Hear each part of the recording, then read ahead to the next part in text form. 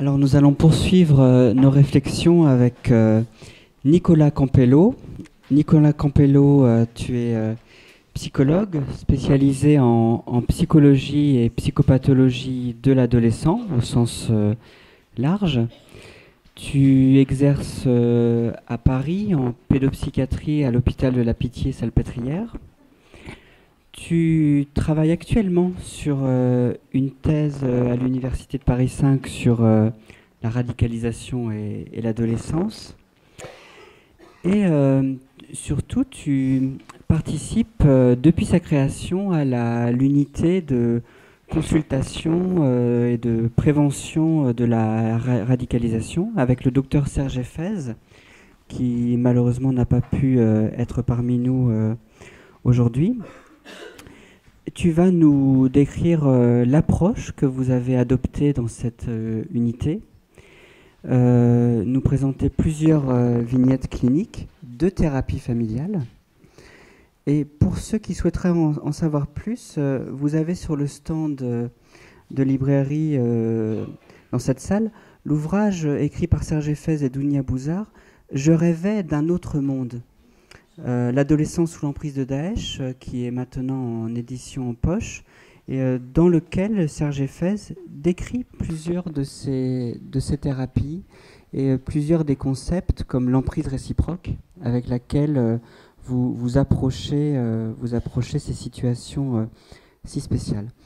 Voilà Nicolas, on te donne la parole pour 45 minutes avant d'ouvrir la discussion avec la salle. Merci pour cette présentation. Même moi, tu as réussi à faire une présentation assez fournie.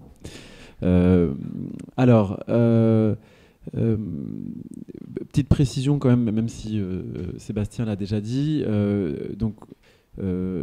Contrairement à Serge Effez, je ne suis pas thérapeute familial, même si je travaille dans la même consultation et donc je participe d'un dispositif de thérapie familiale. Je n'ai pas cette approche-là. Ce qui a eu du sens dans la consultation qu'on a mis en place dans le service, étant donné que certaines fois des thérapies individuelles étaient indiquées, donc c'était plutôt là-dessus que j'étais positionné.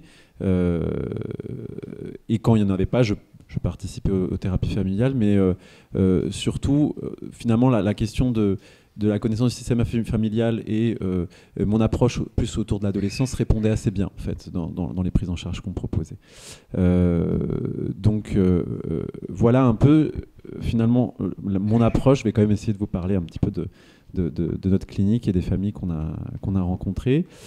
Alors, étant donné que je suis en train de faire un doctorat et que donc du coup j'ai une approche du phénomène de radicalisation sous le spectre comme de la recherche un petit peu, je vais reprendre quelques éléments de la réflexion qu'on a eue sous cet axe de recherche et qui en fait nous ont aidés à approcher le phénomène de radicalisation et ce qu'on a pu en observer dans la clinique au sein de notre consultation. Donc je vais reprendre quelques concepts assez basiques qui vont répondre peut-être vont faire écho à certains débats autour des mots qui ont pu déjà être évoqués dans l'intervention précédente. Donc autour du concept de radicalisation. Je vais pas rentrer dans des éclairages qui ont déjà été évoqués par Jean-Claude Mas, mais disons qu'en tout cas en France, la définition qui est la plus utilisée est celle de Khosrow-Khavar, qui donc est processus par lequel un individu ou un groupe adopte une forme violente d'action directement liée à une idéologie extrémiste à contenu politique, etc. Mais vraiment, pour moi, la partie intéressante de cette définition, c'est l'idée de processus. Donc, l'idée qu'il y a un individu qui, en lien avec une idéologie, passe par un processus qui aboutit à une action violente. C'est une définition qui s'est popularisée dans les années 2000, sous l'impulsion des recherches qui ont été promues suite aux attentats du 11 septembre. avec l'idée que finalement le terme terroriste qui a induit une relation assez directe entre une idéologie politique qui prône la violence et donc sa finalité et l'action violente serait directe. Là, il y a l'individu et le processus par lequel il passe pour aboutir à cette action violente qui tout d'un coup se retrouve à être examiné, en tout cas d'un peu plus près. Donc c'est un concept certainement intéressant et fonctionnel, puisqu'il a pris le devant de la scène, entre guillemets. Simplement, pour nous, en tant qu'INSA, il nous a posé beaucoup de questions. Quand on reçoit des jeunes qui n'ont jamais commis d'action violente, de fait, parce que dans notre consultation, tous ceux qui ont commis une action violente, ou en tout cas qui est connue, su, en lien avec une idéologie, soit meurent dans l'action qu'ils ont, suite à l'action qu'ils ont menée, soit sont emprisonnés pour assez longtemps, de façon à ce que nous, on ne les rencontre jamais dans notre consultation. Donc ça pose la question de savoir comment on qualifie de radicaliser des jeunes qui en fait n'ont jamais commis une action violente, sachant que c'est dans la définition. C'est-à-dire, est-ce qu'on prétend être en mesure de dire que ce qu'on perçoit chez ces jeunes-là aboutirait forcément à une action violente? Enfin, comment on peut savoir en fait que ce qu'on observe d'un processus chez eux pourrait aboutir à une action violente? Et bon, évidemment, on ne le sait pas, on n'a pas des boules de cristal pour nous le dire. Mais du coup, ça nous a amené à nous dire, mais en fait, qu'est-ce qui fait qu'on va recevoir une population dans notre consultation de prévention de la radicalisation? Qu'est-ce qui fait que quelqu'un va être perçu comme radicalisé, en voie de radicalisation? C'est pas forcément ce qu'il dit ou ce qu'il fait, mais c'est le fantasme que son environnement porte sur lui, un fantasme qui consiste à dire qu'il pourrait commettre une action violente. Donc ça nous a posé un peu de problème, parce qu'on se disait, bon, c'est compliqué que ce soit un critère qui se joue dans la perception qu'a l'environnement sur un individu, qui soit le critère pour déterminer qui est radicalisé ou qui ne l'est pas. Ça, c'était la première difficulté qu'on avait, et on a essayé de se dégager un petit peu. Et la deuxième, c'était quel est le lien, quel est le type de lien direct avec l'idéologie qui permet de se dire qu'on a affaire à une radicalisation et qu'on n'a pas juste affaire à une action violente. Hein. Quand est-ce que ce lien est suffisamment direct pour qu'on parle de radicalisation? Hein, cette question se pose notamment, par exemple, pour des individus qui présentent des pathologies psychiatriques et qui, au cours de leur activité délirante, dans un moment de violence impulsive, peuvent commettre un acte violent et, de fait, délire dans l'air du temps. Alors, vous avez bien vu qu'avec la couverture médiatique du phénomène de radicalisation qui se justifie par des attentats graves et réels, hein, mais du coup, voilà, c'est de tout temps les individus qui présentent des pathologies psychiatriques et qui délirent dans l'air du temps, et la radicalisation fait partie de l'air du temps. Donc quand est-ce que ce lien est suffisamment direct pour qu'on parle de radicalisation? Moi je pense que c'est des questions qui ont beaucoup traversé aussi la justice, hein, dans certaines actions violentes, mais qui nous aussi nous ont posé question. Quand est-ce que on considère ça? Je vous dis ça parce que, bon, je vais y revenir, hein, sur la clinique évidemment de la consultation, mais quand on a commencé, moi je me souviens qu'on a reçu un premier cas d'adolescent, un deuxième cas d'adolescent, un troisième, et au début on s'était dit, bon, celui-là il a rien à voir avec la radicalisation en fait. Puis le deuxième, puis le troisième, puis on se dit, mais en fait, qu'est-ce que c'est la radicalisation? C'est-à-dire, on s'est rendu compte qu'il y avait un décalage entre les fantasmes que nous, on pouvait avoir autour de ce qu'était la radicalisation en lien... Alors, il faut savoir que notre consultation a ouvert 2 semaines avant les attentats du Bataclan, donc il y avait un contexte compliqué. Il y avait une petite sidération collective, donc on en faisait évidemment partie. Et je pense qu'on était traversé par la violence de ces actes et les fantasmes que nous, on pouvait avoir, et donc ce qu'on se représentait, ce que pouvait être un radicalisé, un terroriste... et donc le contraste par rapport aux ados qu'on recevait dans nos consultations était saisissant. Donc bon, voilà, ces questions que je laisse ouvertes et que je vais éventuellement reprendre par la suite. Donc du coup, la question de qu'est-ce que c'est que la radicalisation, de quoi on parle, s'est posée assez vite à nous. On a fait un travail de revue de la littérature, sachant que toutes les revues de la littérature sur le terrorisme ou la radicalisation ont tendance quand même à dire que les caractéristiques manifestes, en tout cas, même juste sociodémographiques, des individus concernés par le phénomène de radicalisation, en fait, sont très différentes d'un contexte à l'autre. C'est-à-dire que les individus qui vont passer à l'acte de façon violente dans le contexte le Hamas dans le contexte du conflit israélo-palestinien, c'est pas la même chose qu'Al-Qaïda et c'est pas la même chose que les jeunes qui maintenant partent rejoindre Daesh. Une logique de libération nationale, c'est pas la même chose que là, par exemple, des adolescents qui vont se retourner contre leur environnement, dans lequel ils ont grandi, pour partir dans un ailleurs pour une idéologie qui n'est pas du tout celle dominante dans leur environnement, alors que dans une logique de libération nationale, c'est plutôt l'idéologie qui prédomine dans l'environnement. Donc voilà, vraiment ces distinctions d'un contexte à l'autre. La littérature parle quand même assez bien du fait que si on veut essayer de distinguer les caractéristiques d'individus dans un certain contexte, il vaut mieux ne pas essayer de vraiment ce contexte géographique et historique particulier. Donc on a fait une revue de littérature sur le phénomène de radicalisation en Europe durant les années 2010.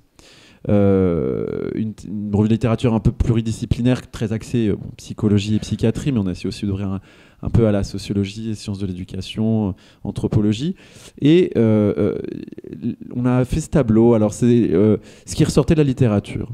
C'était les facteurs de risque qui étaient redondants dans les différents articles qu'on avait pu repérer, que nous, on a organisé en facteurs individuels, facteurs micro-environnementaux et facteurs macro-environnementaux, donc à savoir vraiment l'individu, le groupe environnant et la dimension beaucoup plus collective, sociétale. Alors bon, je m'arrête sur dysfonctionnement familial comme facteur.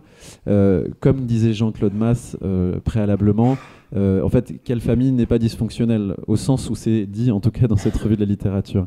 C'est-à-dire que chaque famille a ses propres histoires. Moi, ce que je prenais comme élément intéressant dans ce qui était dit dans la revue de la littérature à propos de ce qu'ils appelaient dysfonctionnement familial, c'était la constatation qu'en fait, le groupe famille avait quelque chose à voir en fait avec ce qui se passait pour le jeune, entre autres parmi un certain nombre d'autres facteurs, quoi. Mais bon, bien sûr, dysfonction familiale en tant que telle, ça n'a pas de sens. Mais c'était ce qui était... voilà, il y avait vraiment toute cette multiplicité de facteurs qu'on a voulu lister, en tout cas dans un premier temps, pour se dire mais qu'est-ce que dit la littérature. Et en fait, ce qui était intéressant, presque la chose la plus intéressante de cette revue de la littérature, c'était de constater que sur les 21 articles qu'on a examinés, on a constaté qu'ils ne parlaient pas de la même chose. En tout cas, pas du même phénomène et pas des mêmes populations. C'est-à-dire qu'on avait un article qui, par exemple, s'intéressait... on avait un article qui faisait passer un questionnaire en mesurant la sympathie envers des actions violentes idéologisées à une population de musulmans, de plusieurs centaines de musulmans en Grande-Bretagne, et examiner les caractéristiques des personnes qui manifestaient une sympathie, donc 2% de l'échantillon, et regarder quelles étaient les caractéristiques de ces 2%. Puis on avait des entretiens qualitatifs menés auprès d'un groupe terroriste néerlandais, et on avait d'un autre côté un programme de déradicalisation néerlandais qui accueillait des enfants migrants qui inquiétaient les enseignants à l'école, et on avait aussi une étude assez intéressante, d'ailleurs remarquable, d'Hélène Bazex dans le milieu pénitentiaire, qui s'intéressait aux individus jugés pour apologie du terrorisme, association de malfaiteurs en vue d'une entreprise terroriste, et des détenus de droit commun qui inquiétaient l'administration pénitentiaire, donc éventuellement le gardien ou les services de renseignement pénitentiaire, quoi. Tout ça pour dire qu'en fait, tous ces chercheurs ont mis le terme radicalisation pour qualifier toutes ces populations-là, alors qu'en fait, concrètement, elles ne sont pas du tout superposables, ces populations. C'est très très différent d'une étude à l'autre, les critères, quoi. Donc ça nous a amené à nous poser la question de se dire bon, qu'est-ce que c'est en fait cette radicalisation, de quoi on parle, et en fait quelle population on rencontre nous en fait concrètement. Alors je fais aussi partie d'un groupe de travail de la Fédération française de psychiatrie qui a été mandaté par le ministère de la Santé il y a maintenant bientôt 4 ans pour faire une étude sur le lien entre psychiatrie et radicalisation. Il y a un rapport final qui devrait bientôt être diffusable. On a fini de rédiger. Ce qui était intéressant, c'est qu'il y a plein de choses dans ce rapport. Je ne vais pas en parler aujourd'hui. De toute façon, je n'ai pas trop le droit d'en parler encore.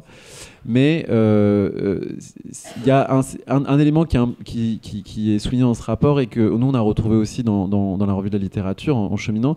C'est qu'en fait, cette étude de populations quand même très différentes on constatait que certaines études parlaient des adolescents en prévention comme nous, on prend en charge à l'hôpital, et d'autres études, comme celle d'Hélène Bazex, par exemple, dans le milieu pénitentiaire, parlent vraiment d'une population dans un univers carcéral particulier qui répond à un fonctionnement différent. Et du coup, il y avait quand même une distinction assez nette dans la façon dont les choses se négociaient, c'est-à-dire que l'étude qu'ont fait Laurent Bonelli et Fabien Carrier auprès de la PJJ décrit des adolescents plutôt mus par une dimension assez idéaliste, très jeunes, qui subissent à un moment un échec. Ça rejoint ce que disait Jean-Claude Masse autour des impossibilités multiples, en fait. Il y a une forme de difficulté comme ça à avancer et à déployer leurs possibilités. Et cette population-là correspond assez bien à celle que nous, on rencontre dans notre consultation, mais elle est très différente de toutes les situations qui sont examinées en prison. Donc voilà, c'est juste une distinction quand même assez majeure qui existe dans la revue de la littérature et que je pensais importante de souligner pour dire que je ne vais pas parler du phénomène de radicalisation aujourd'hui, sinon je vais parler de la population que nous, on rencontre dans notre consultation de prévention de la radicalisation en pédopsychiatrie, donc plutôt des adolescents en fait, et des jeunes adultes. Bon voilà, ça c'était ça. Alors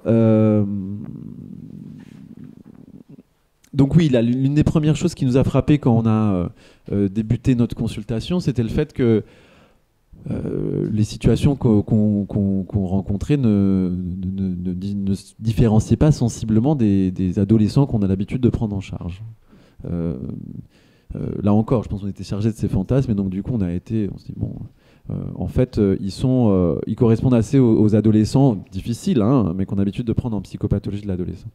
Et il y avait vraiment une grande diversité de parcours de vie, de systèmes et d'organisations familiales. Oui.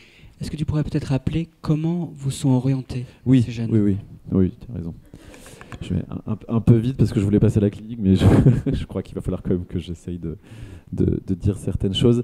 Alors, initialement, c'était beaucoup par le numéro vert que les situations nous étaient orientées. D'ailleurs, je vais peut-être passer à la diapo d'après parce que ça va.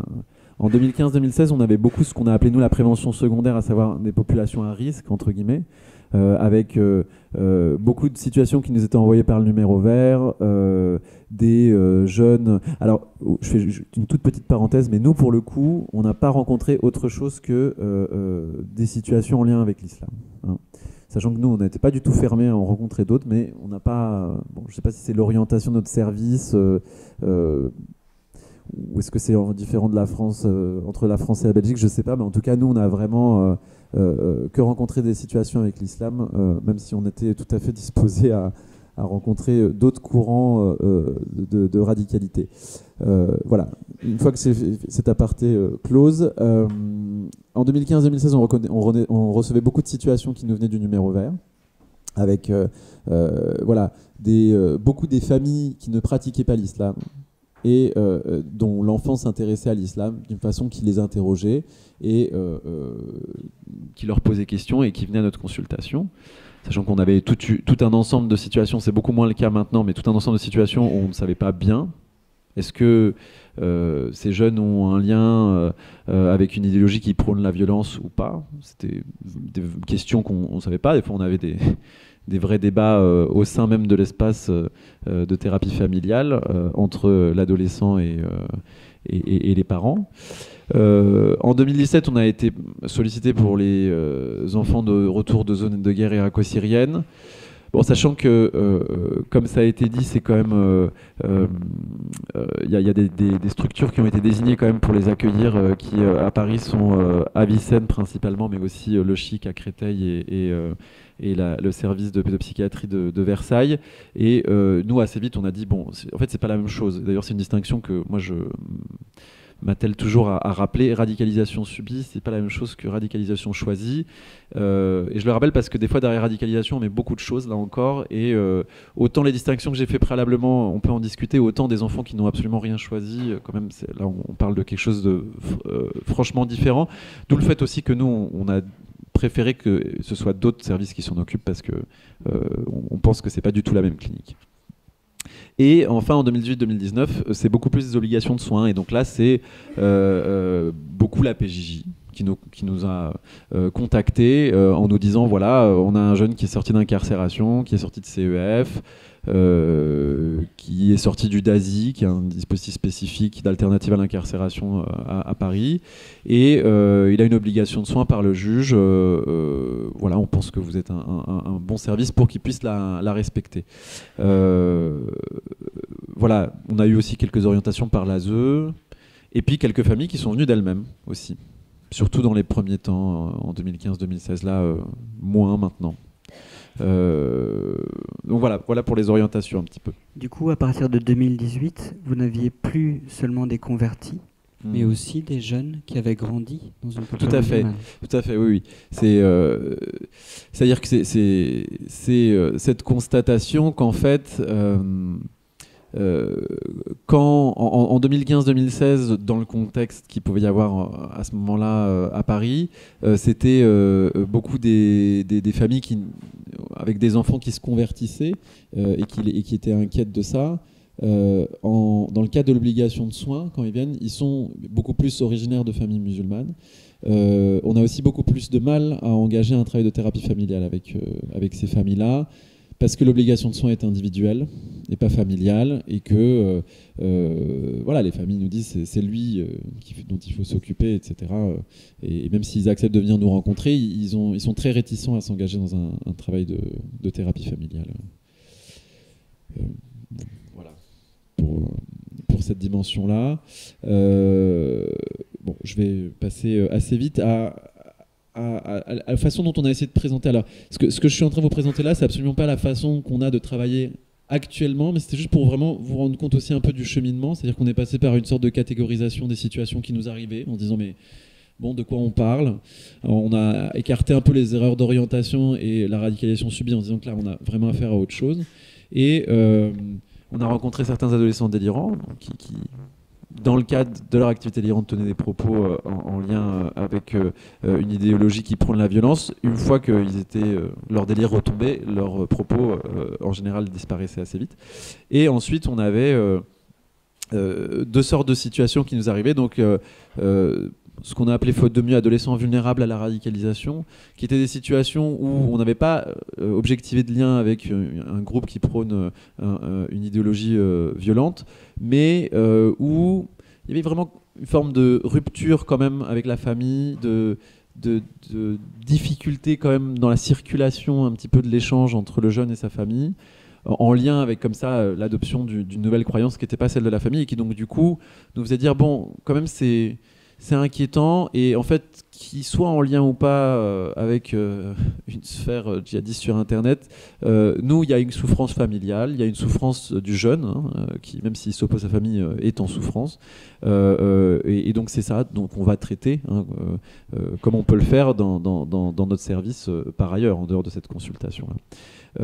Bon, il s'est avéré que certaines de ces situations étaient judiciarisées en second temps, la plupart pas quand même. La plupart pas, ce qui donnait tout son sens entre guillemets à la dimension de prévention de notre consultation. Et toute une partie qui était donc ce qu'on a appelé radicalisation avérée, où là, pour le coup, c'est des services sécuritaires ou judiciaires qui nous disaient ce jeune-là est judiciarisé et repéré pour telle ou telle raison. Ce qui nous a amené à essayer de se dégager du terme radicalisation, pour les raisons que je vous évoquais précédemment, et à un temps à adopter celui de conduite radicale, qui permettait de de se rendre compte aussi que, en fait, derrière leur radicalisation, même derrière les intitulés judiciaires, hein, c'est pas du tout pour critiquer la justice, moi je pense que c'est très très compliqué leur travail, mais nous en tant que cliniciens, on se doit d'essayer de réfléchir un peu, de prendre un autre point de vue, en tout cas, je pense, celui qui nous permet de nous de travailler, et derrière association de malfaiteurs en vue d'entreprise terroriste, derrière apologie du terrorisme, et derrière radicalisation, en fait, un certain nombre de conduite à se décliner, et c'était pas du tout les mêmes en fait d'un individu à l'autre, et en termes cliniques, la façon de prendre en charge ces situations, c'était pas du tout la même chose. Donc voilà, ce que je veux dire par là, c'est que participer, tenir des propos sur Internet, c'était pas la même chose pour nous que essayer de partir en zone de guerre irako-syrienne, et c'était pas la même chose non plus que de faire une tentative de passage à l'acte violent au nom de cette idéologie-là. Donc voilà un petit peu les distinctions. Finalement, ce qu'on s'est dit au final, c'est que voilà, au-delà de la question de la conduite qui signe quand même une préoccupation qui est tout à fait légitime et qui est une préoccupation très sécuritaire, c'est-à-dire on va s'intéresser à la radicalisation parce qu'en fait il y a un acte de violence lié à ce phénomène-là qui est celui qui sidère, qui angoisse et qu'il faut absolument prévenir et empêcher. Donc se protéger, protéger les uns des autres de ces actes de violence. Simplement, c'est cette préoccupation-là qui a motivé la recherche dans un second temps, et je pense que c'est ça qui fait que dans les définitions qu'on a aussi, on a accroché à cet acte violent. Et donc du coup, on se fixe comme ça cet acte-là comme point central de la façon dont on devrait aborder ce phénomène-là. Et tout ce qu'il peut y avoir avant ou après, après c'est trop tard, avant on est à temps, mais comment est-ce qu'on sait qu'on va aboutir là-dessus?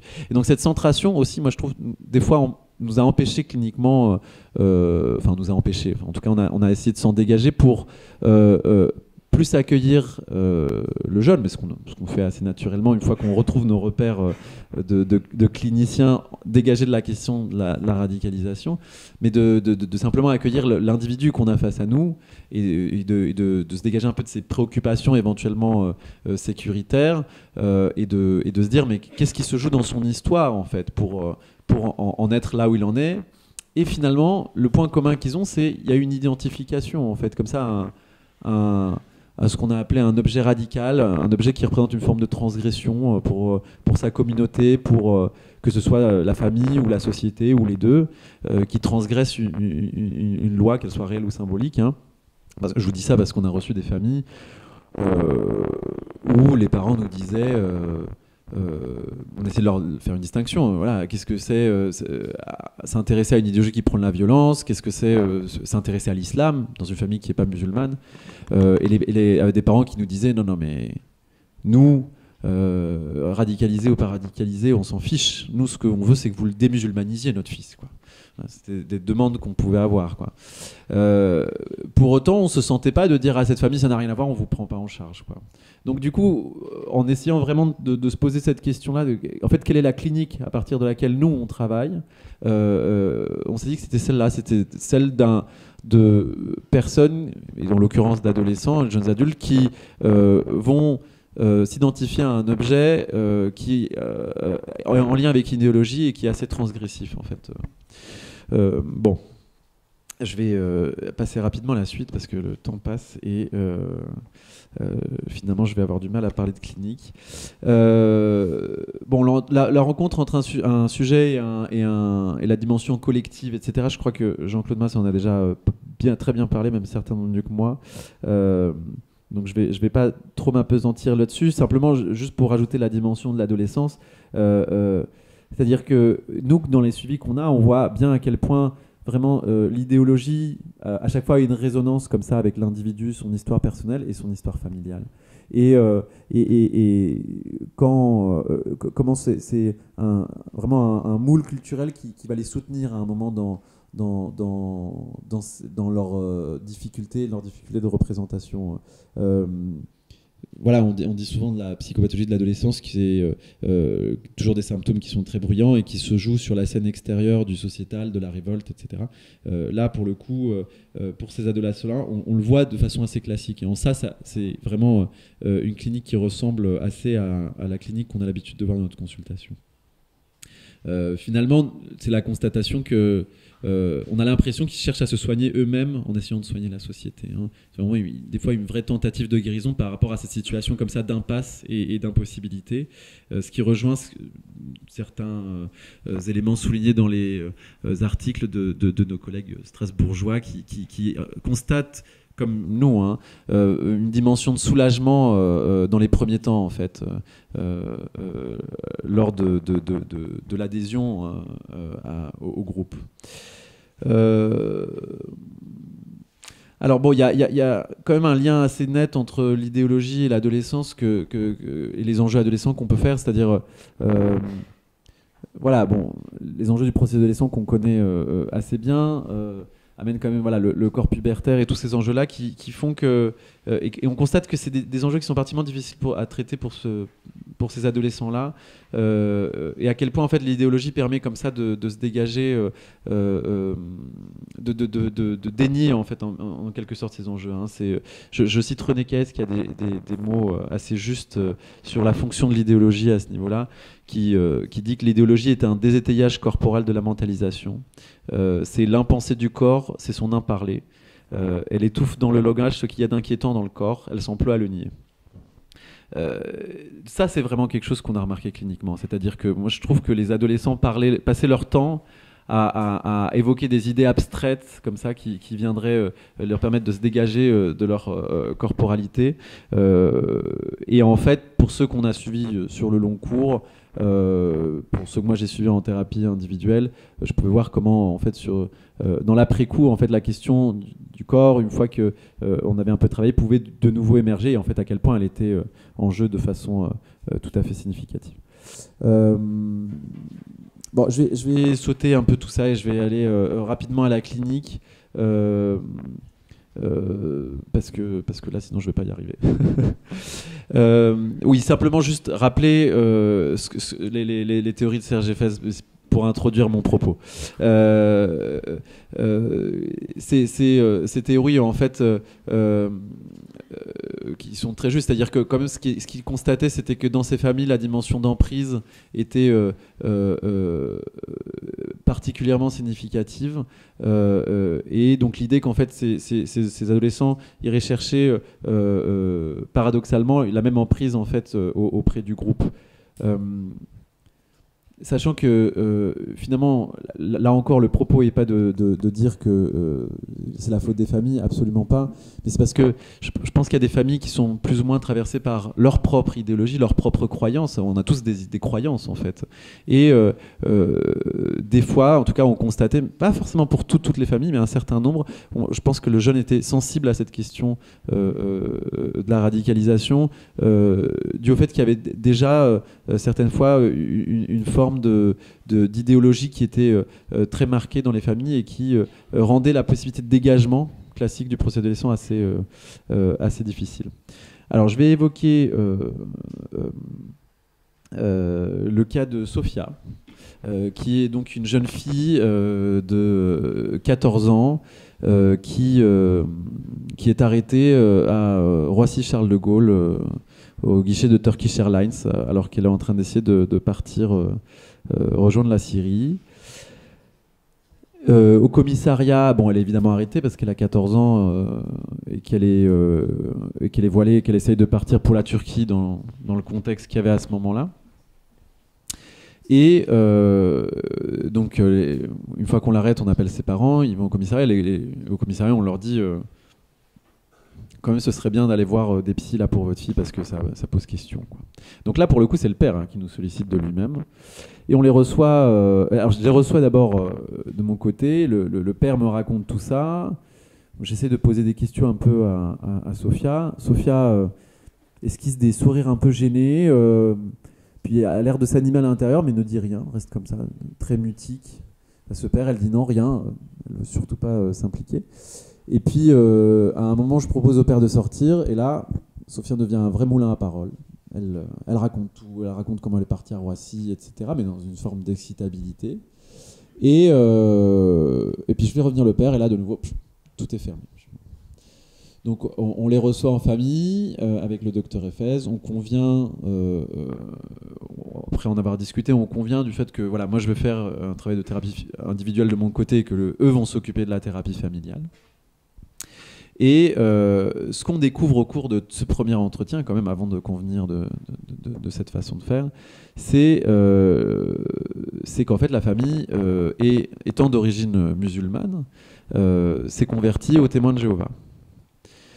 Et qu'en fait, avant la naissance de la fratrie, elle est au milieu dans la fratrie, et on perçoit, même si évidemment c'est des choses qui sont dites tout à fait à bas bruit, que en fait le week-end on se voit qu'entre familles témoins de Jéhovah et qu'en fait il y a plein de contraintes liées à la croyance des parents.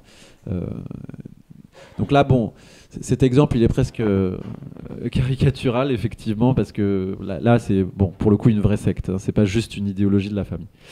Et donc, ce qui est intéressant, c'est de constater que, par exemple, dans les suivis que j'ai faits, individuels, c'est sans doute la jeune fille qui m'a le plus parlé de Dieu, parce que Dieu était extrêmement présent à la fois dans la doctrine familiale. Et c'était assez intéressant de constater voilà, comment elle opérait un glissement. Alors, je me souviens que dans les premiers entretiens, elle me disait à quel point finalement l'islam sunnite c'était super, mais les chiites c'était pas bien. Puis elle me regarde un peu comme pour me demander si c'est vraiment pas bien ou pas, cherchant une approbation. Puis après, elle fait un inventaire de toutes les religions. Alors les orthodoxes c'est nul, ils font des trucs trop bizarres. Et puis elle finit en me disant, je lui pose la question de la croyance de ses parents, hein, qui évidemment elle passe sous silence. Et elle me dit les TJ, alors elle n'a jamais nommé témoin de Jéhovah, elle avait toutes sortes de façons pour évoquer la croyance de ses parents sans l'évoquer en tant que telle. Donc là c'était souvent l'abréviation TJ. Et elle me disait oui mais les TJ c'est pas pareil, ils ont pas la croix, et puis c'est quand même assez proche en fait de l'islam sunnite. Je le sais parce que c'est ma mère qui me l'a dit, et puis c'est elle qui m'a expliqué l'islam, donc bon, voilà, en me disant bon, c'est vraiment pas très loin. Donc toutes les autres religions étaient problématiques, même les autres courants de l'islam, mais les témoins de Jéhovah et l'islam sunnite, c'était quand même assez proche. Donc j'ai assisté comme ça à cette négociation complètement alambiquée qui pour moi ne tenait pas la route, mais qui montrait toute son ambivalence, je pense à la fois autour de sa nouvelle croyance, sa nouvelle adoption, et en même temps cette attaque quand même vis-à-vis des figures parentales et de leurs croyances qui étaient tout à fait manifestes dans ses actes, mais qui, dans ses mots, ne pouvaient pas transparaître dans ses premiers temps. En fait, au fur et à mesure des séances, elle a pu commencer à attaquer les figures parentales dans ses propos, en tout cas conflictualiser. Il ne s'agissait pas de la faire attaquer des figures parentales, mais simplement de pouvoir conflictualiser un peu les choses. Et c'est ce qui a pu être fait par rapport à la mère, surtout. Par rapport au père, c'était nettement plus compliqué. Bon, il se trouve qu'on était en train de débuter ce travail-là. Il y a eu les vacances d'été.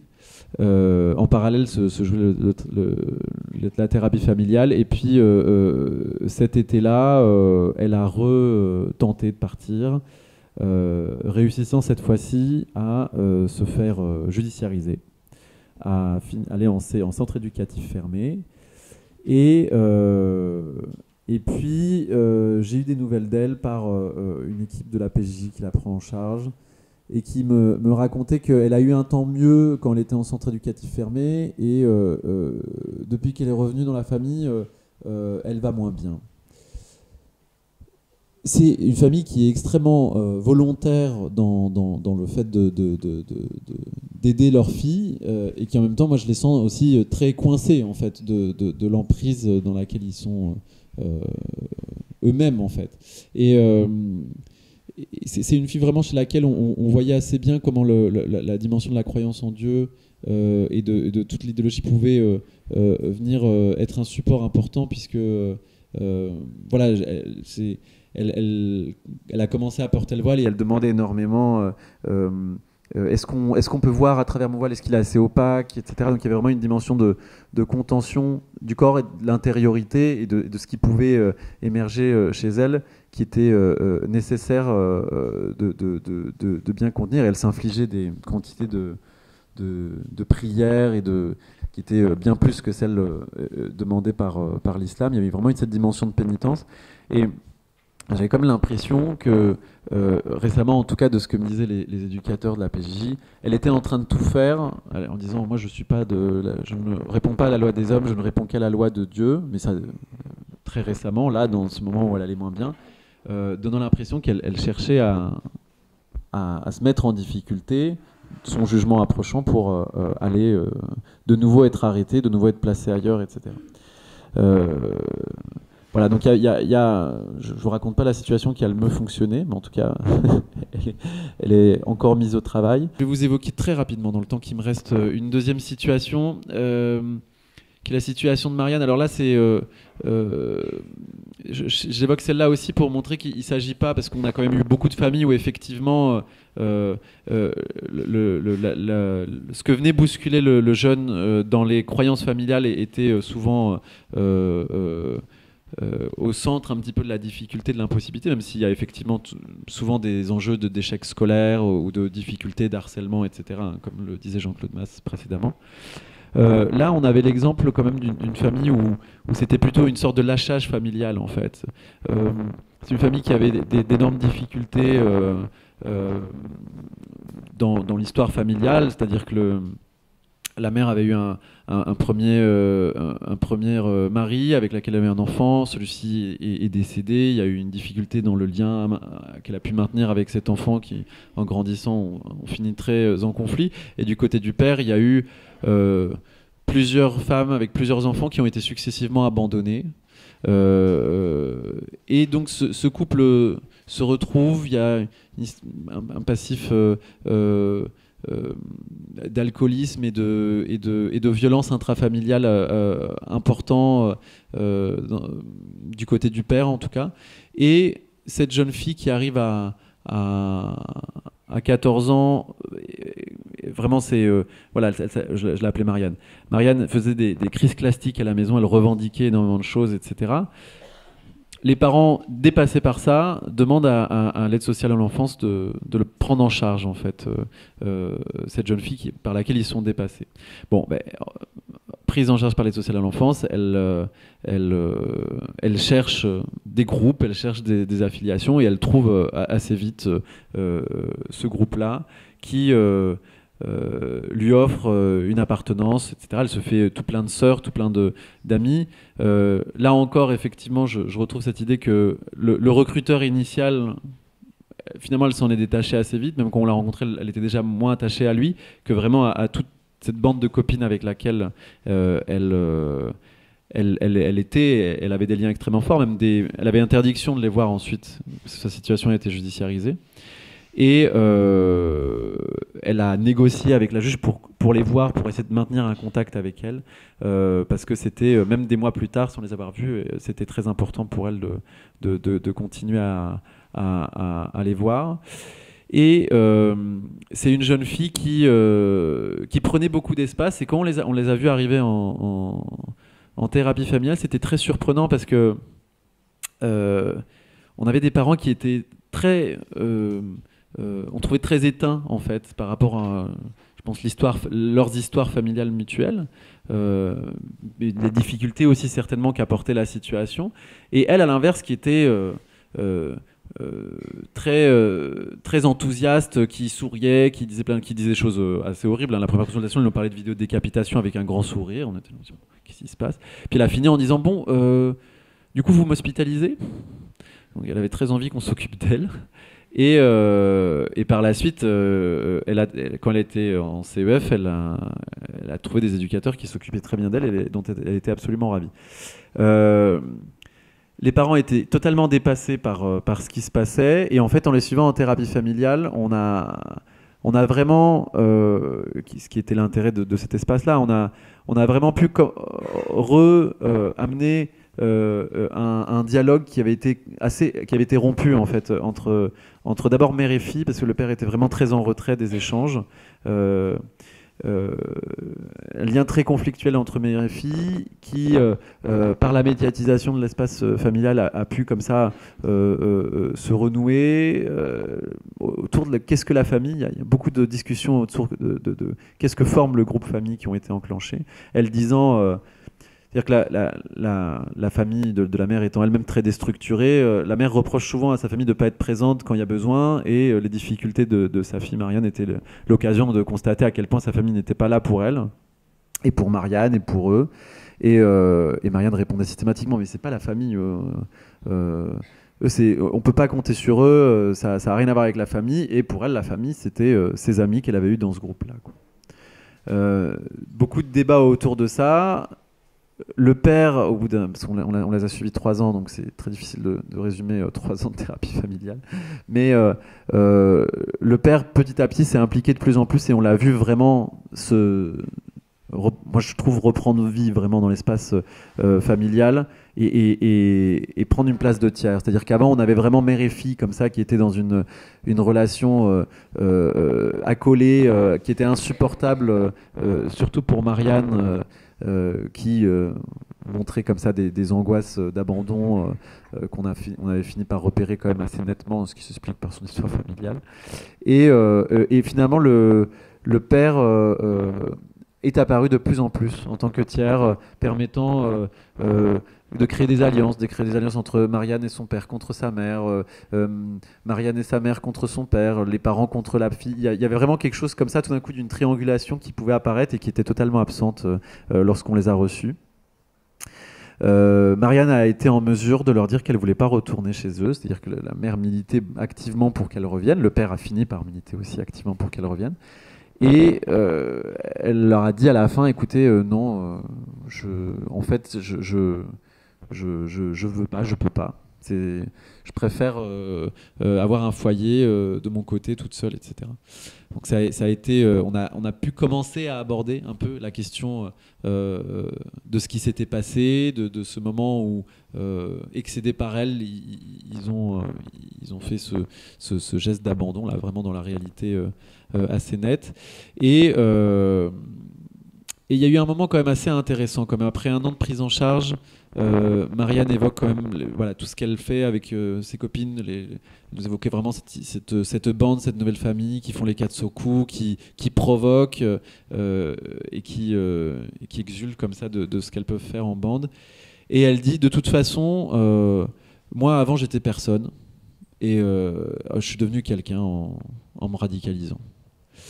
Et ce qui était assez net, c'était que à chaque fois que la PJJ, et donc en fait les éducateurs qu'elle avait tant investis, faisaient mine de la lâcher un petit peu, elle trouvait toujours le moyen pour réinquiéter en se reconnectant, en montrant quelque chose, elle se faisait...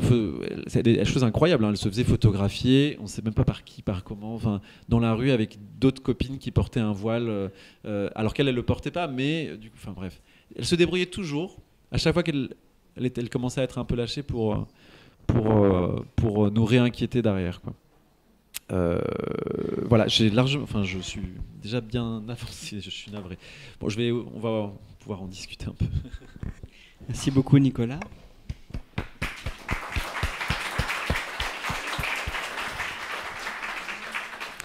Alors pour lancer une première question, je trouve que tu as très bien présenté, notamment avec la situation de Sophia, ce qu'on appelle en approche systémique la fonction paradoxale du symptôme. Je parlais de la fonction paradoxale du symptôme, tel qu'on le présente en approche systémique, c'est-à-dire que la radicalisation de Sophia à la fois attaque la culture familiale, donc le sectarisme des témoins de Jéhovah, et en même temps prolonge cette culture familiale ou la reprend, c'est-à-dire qu'elle adopte un autre sectarisme.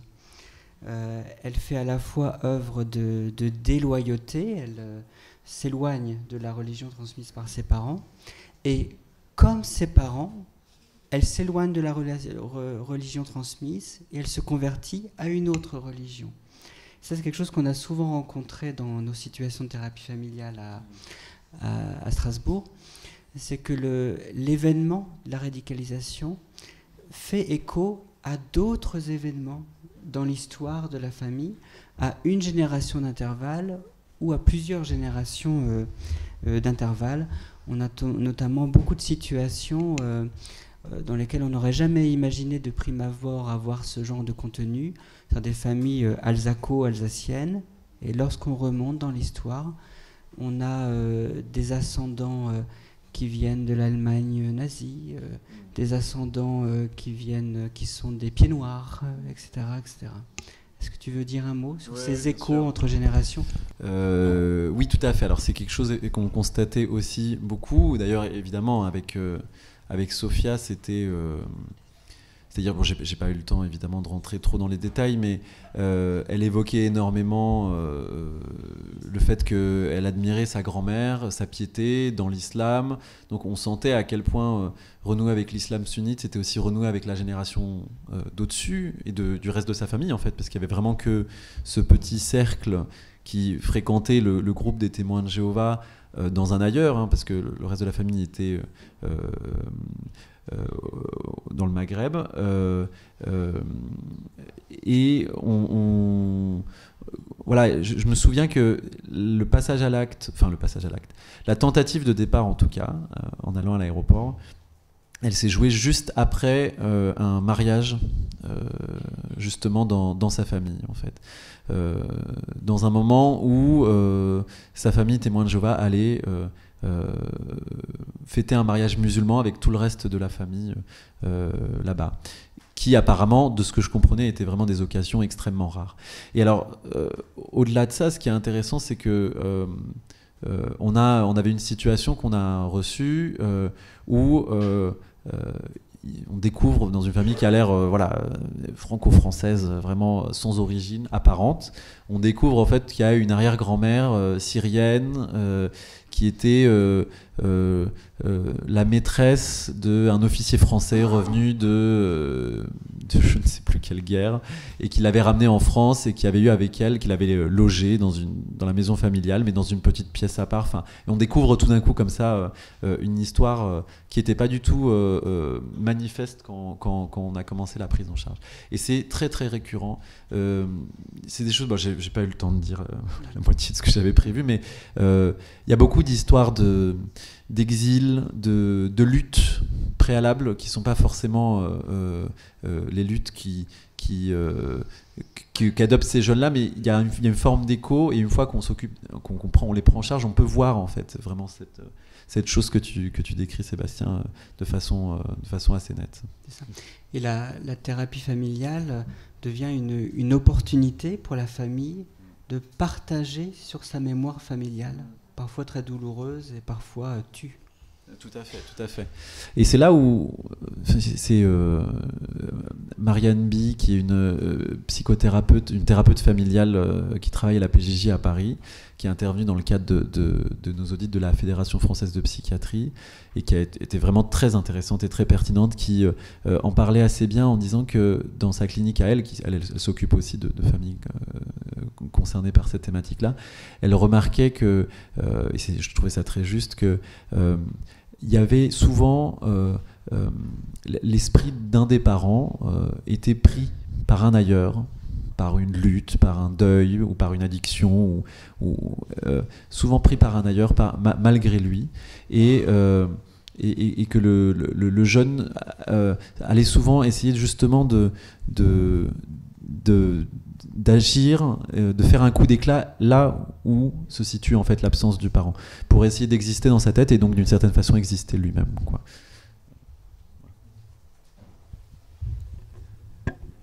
Je voulais faire un petit commentaire. On m'entend ?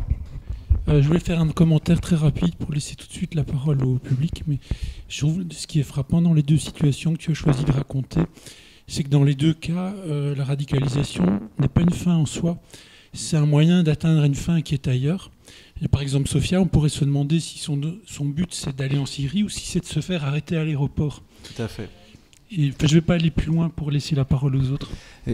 C'est particulièrement juste, mais j'ai là encore pas eu le temps de développer plus que ça, mais en fait j'ai découvert au fur et à mesure de la thérapie, que son recruteur lui avait dit de venir tel jour à l'aéroport rejoindre telle personne qui était une adulte, de dire que c'était sa tante et de prendre l'avion.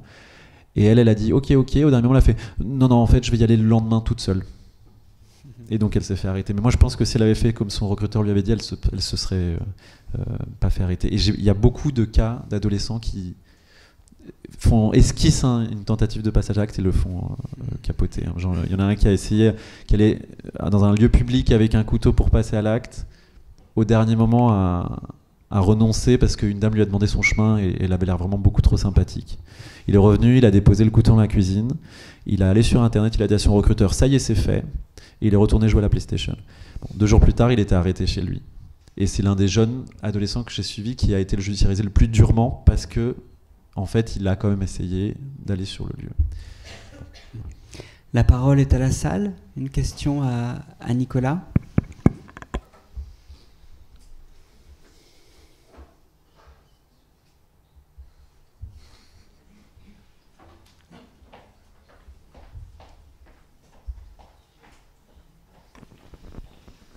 Merci. Écoutez, merci pour votre intervention aussi. C'était pas vraiment une question, mais juste peut-être une précision.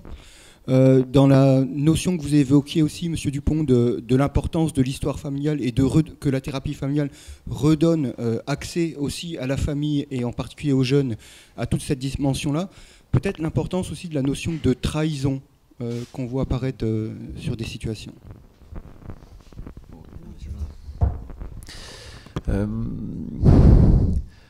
Alors oui, la question de la trahison, moi, je me permets juste un petit pas de côté par rapport à ce terme-là. Moi, le terme que j'ai vu revenir un nombre énorme de fois, c'est injustice aussi, vraiment. Et c'est quelque chose que du coup, j'ai pas trop eu l'occasion de développer, parce que je suis un peu vite, mais je remarque souvent quand même que l'un des deux parents, et assez souvent la figure paternelle,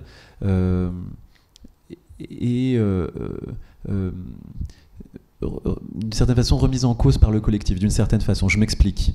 Bon, soit il est absent, ce qui est arrivé dans certains cas, mais c'était vraiment pas la plupart des cas, soit il y avait un échec professionnel par rapport à une attente importante, être véhiculé par sa propre famille, il était censé faire une grande carrière, puis finalement pas reconnu par le collectif. Il y a aussi des histoires d'exil, des personnes qui étaient des grands intellectuels, des pères qui étaient des grands intellectuels là où ils étaient, puis qui en arrivant en France n'ont pas pu, parce que pas la même langue, parce que pas le même statut, puis qui finissent du coup par travailler dans des arrière-cuisines en faisant la plonge. Des dimensions d'humiliation extrêmement fortes comme ça, qui sont souvent présentes dans la famille et qui, je trouve, font énormément écho en fait à l'idéologie et à cette dimension effectivement d'injustice, d'humiliation et de trahison. C'est des thématiques qui sont quand même assez présentes de ce côté-là. Et du coup, qui humilie qui trahit qui, quel est le collectif qui attaque l'individu? En fait, tout ça, l'idéologie a tendance à dans une vision très dogmatique, dire les gentils, les méchants, une vision très manichéenne. En fait, quand on insuffle le doute et on travaille, on se rend compte, on peut commencer à faire des liens entre ce qui s'est passé à la génération d'au-dessus, ce qui se joue chez le jeune actuellement, et ce qu'il est venu en fait essayer de soigner, entre guillemets, de ce qui pouvait se passer familialement aussi. Une autre question ?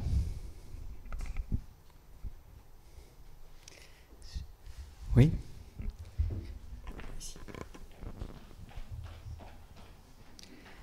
Nathalie Yadidi qui donnera son témoignage cet après-midi. Donc, dans votre intervention, j'ai cru comprendre dans la thérapie de groupe, donc vous avez bien entendu affaire à des familles de confession musulmane d'origine maghrébine et d'autres, bien sûr, qui ont des enfants qui sont convertis.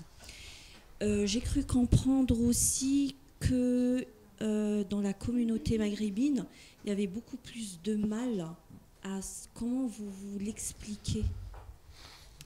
Alors, justement, je sais pas trop, mais je constate qu'effectivement, c'est beaucoup plus difficile de s'engager dans un travail de soins. Bon, il se trouve qu'on en avait parlé justement avec Sébastien hier, justement de cette question-là. Tu constatais un peu la même chose hein, aussi. Comme si, pour peut-être des raisons culturelles, faire entrer l'étranger, permettre à un étranger de s'immiscer dans le cercle familial, dans l'intimité familiale, c'était quelque chose qui était beaucoup plus difficile à faire, certainement pour des raisons culturelles propres à la culture maghrébine. Je me souviens avoir entendu une émission sur la psychanalyse dans les pays musulmans. Je me souviens du témoignage d'une maman qui, lorsque sa fille lui avait annoncé qu'elle allait voir un thérapeute, lui avait dit mais pourquoi tu vas raconter des choses à un inconnu? Pourquoi tu le racontes pas à nous? Raconte-le nous à nous, ça n'a pas de sens. En plus tu le payes, ça n'a pas de sens. Enfin, je trouvais que ce témoignage illustre très bien à quel point vraiment il y avait quelque chose qui fonctionnait pas. Mais voilà, c'est quelque chose que je peux dire, je n'en sais pas beaucoup plus. Ce que moi je constate aussi au niveau de la pratique de préfère, c'est que une raison majeure pour laquelle on a du mal à rencontrer les familles d'origine maghrébine, c'est la stigmatisation de la communauté musulmane à partir du terrorisme. C'est-à-dire qu'aller voir un thérapeute familial quand on est d'origine maghrébine, c'est affronter la honte d'être... on peut la décliner de toutes sortes de manières. Aussi par rapport à la question précédente sur la trahison, il y a tout un travail très intéressant qui a été mené en thérapie familiale par un monsieur qui s'appelle Ivan Bozormeni-Nagy, décédé, qui sur les loyautés invisibles dans les familles, et que moi j'ai repris dans le cadre de mes travaux sur les dérives de l'emprise, pour pointer que l'engagement va toujours de pair avec une trahison, et que d'une certaine façon les trahisons appellent des engagements. Il y a un jeu d'équilibre entre les engagements et les trahisons qui fait, à mon sens, qu'on ne peut jamais penser la question de l'engagement sans penser la question de la trahison, ni la question de la trahison sans penser la question de l'engagement. On va faire la pause de déjeuner. Je remercie beaucoup Monsieur Mas et Monsieur Campello pour leurs propos. On continuera cet après-midi justement avec cette table ronde dans laquelle on donnera la parole aux familles concernées, des familles concernées qui travaillent avec nous et qui deviennent des partenaires de l'action de prévention et d'accompagnement qu'on engage auprès de différents publics.